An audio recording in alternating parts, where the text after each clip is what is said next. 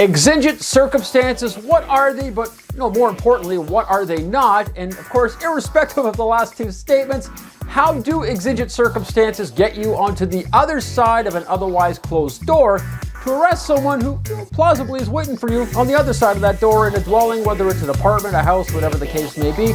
That's exactly what we're talking about. You're going to want to stick around to check this out. This is a quick lesson in law with me, Brian Lass. Roll the intro.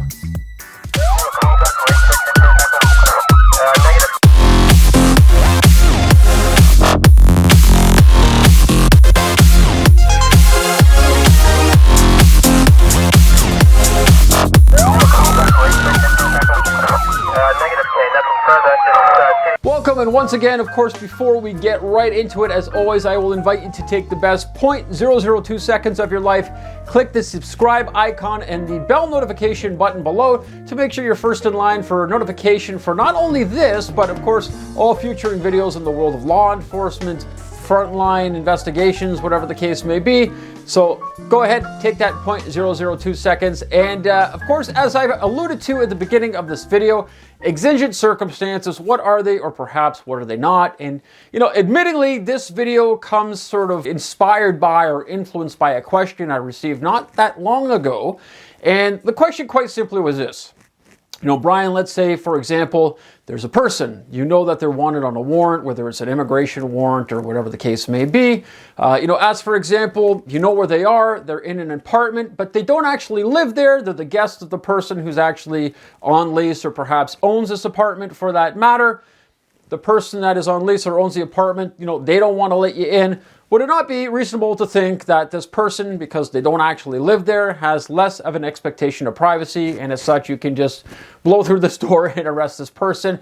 And, unfortunately, or maybe fortunately, whichever way you want to look at it, that is not the case. You do not have an ability to do that, as exigent circumstances is written right into law, and definitively it can only be really one of three things for that matter, two written legislatively, the third more of a common law principle. So, really first and foremost, one, obviously exigent circumstances is to that of both the Criminal Code and the Controlled Drugs and Substances Act, as far as having an ability to be able to, do something, so to speak, without warrant. And speaking more specifically to the tone of this video, of course, we're focusing mainly on making entry into a dwelling without an actual warrant, which definitively is written right into the Criminal Code.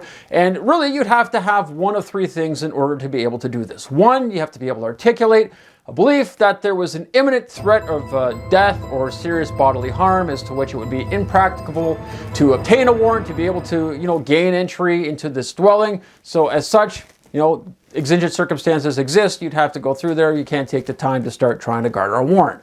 Number two, in the context of, let's say, as per example, a drug investigation or maybe even a murder investigation, the murder weapon is inside or whatever the case is.